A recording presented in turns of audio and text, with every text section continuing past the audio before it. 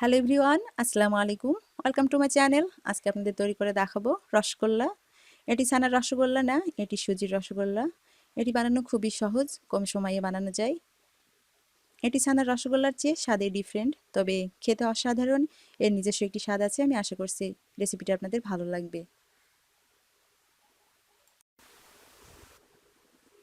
এখানে আমি নিয়েছি আধা লিটার দুধ, 1 কাপ চিনি,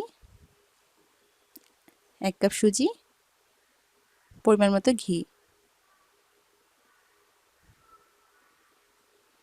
চুলায় একটি প্যান বসিয়েছি, দিয়ে দিচ্ছি আধা লিটার দুধ।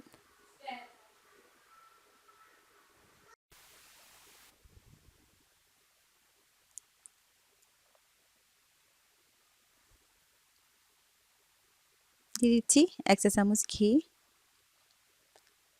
এবার একটু ভালো করে মিশিয়ে নিচ্ছি।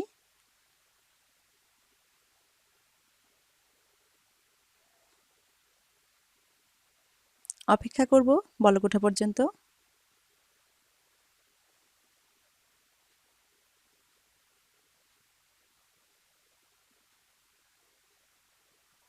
বলক উঠে গেছে।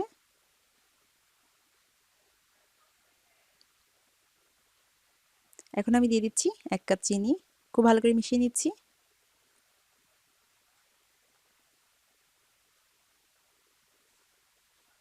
এবার দিয়ে দিব সুজি। অল্প অল্প করে সুজিটা ঢালবো, না হলে জমাট বেঁধে যেতে পারে। সুজিটা দিতে হবে আর খুব ভালো করে নাড়তে হবে।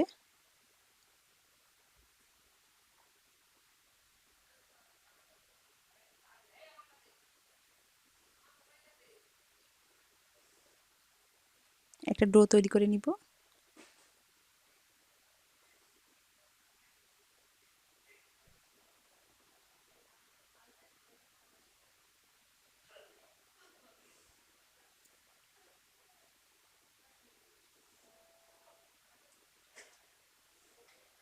তৈরি হয়ে গেছে। আর কিছুক্ষণ নেড়ে আমি চুলা থেকে নামিয়ে নেব।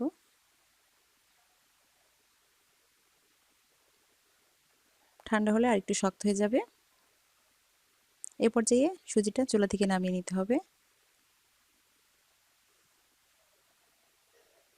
অন্য একটি প্যানে আমি দিয়ে দিচ্ছি 3 কাপ মতো পানি।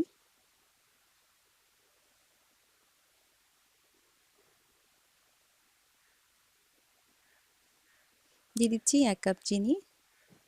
আপনারা মিষ্টি কম বেশি খাইলে বাড়িয়ে বা কমিয়ে নিতে পারেন। দিয়ে দিচ্ছি 2টি এলাচ। আপনারা চাইলে স্কিপ করতে পারেন। খুব বেশি জাল দিব না, পাতলা একটি শিরা তৈরি করে নিব।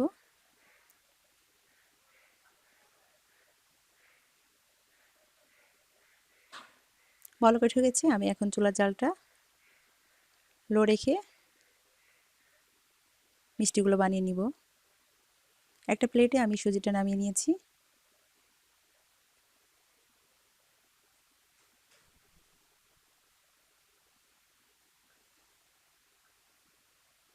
হাতে ঘি মাখিয়ে নিয়েছি। অল্প অল্প করে এইভাবে 2 হাতের তালু দিয়ে শেপটা করে নিতে হবে। একটি হয়ে গেছে, আমি আরেকটু দেখিয়ে দিচ্ছি।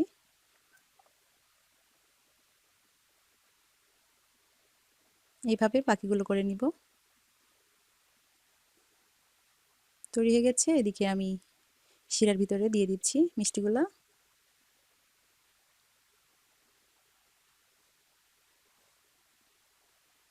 পাঁচ মিনিটের মতো আমি একটু জাল দিয়ে নিব। 5 মিনিট হয়ে গেছে। আমার মিষ্টিগুলো একদম রেডি হয়ে গেছে।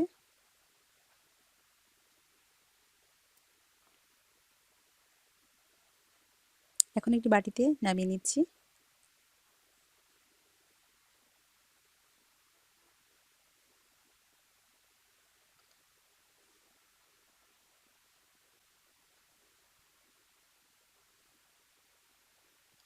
তো দেখলেন কত সহজে মিষ্টিগুলো তৈরি হয়ে গেল।